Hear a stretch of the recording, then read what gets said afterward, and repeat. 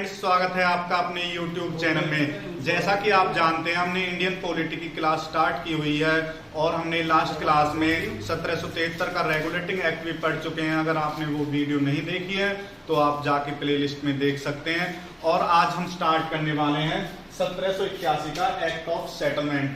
1773 के बाद regulating act के बाद आया था हमारे एक्ट ऑफ सेटलमेंट 1781 में। और इसके तहत क्या हुआ था, इस अधिनियम के तहत हुआ था, रेगुलेटिंग एक्ट में जितनी भी कमी रह गई थी उन कमियों को दूर किया गया और जो कलकत्ता की सरकार को बंगाल, बिहार और उड़ीसा के लिए विधि बनाने का अधिकार प्राप्त हो गया।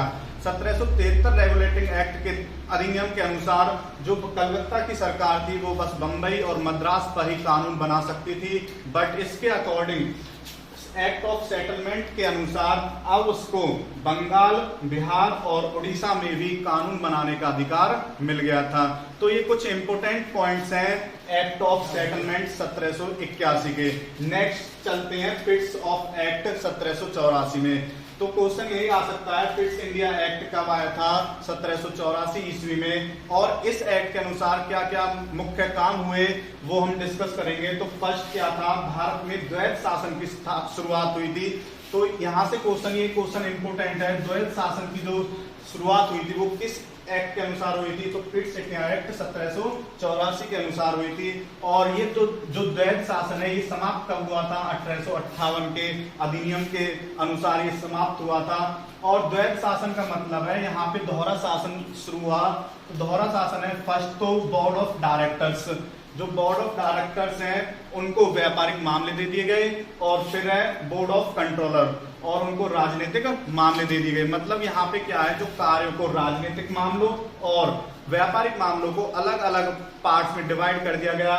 बोर्ड ऑफ डायरेक्टर्स तो किसे देखेंगे? व्यापारिक मामलों को, और बोर्ड ऑफ कंट्रोलर किसे देखेंगे? राजनीतिक मामलों को।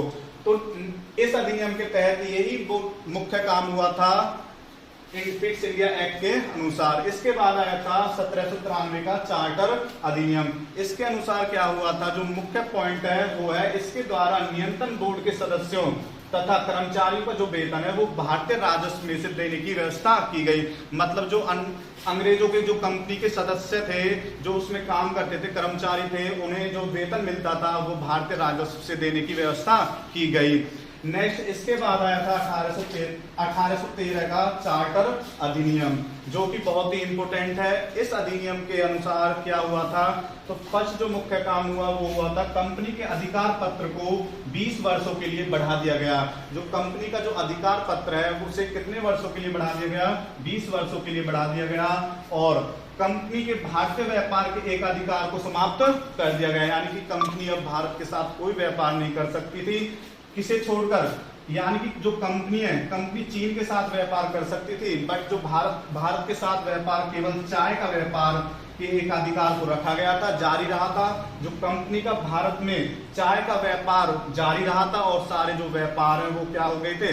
समाप्त हो गए थे। यानी जो कंपनी है बस चाय का व्यापार कर सकती थी भारत के साथ, बट वो चीन के साथ व्यापार उसका जारी रहा था।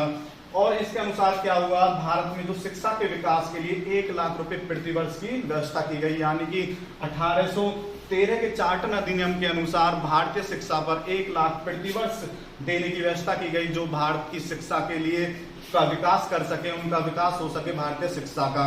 तो दोस्तों ये थे हमारे 4 जो एक्ट थे, बहुत ही इंपोर्टेंट है। जो 1773 का रेगुलेटिंग एक्ट है, उसके बाद ये 4 एक्ट आए थे, act of settlement, fits India act 1784 में, 1793 का चार्टर अधिनियम, और फिर आया था 1813 का चार्टर अधिनियम, जो कि संविधान के विकास में बहुत ही भूमिका रही थी इनकी।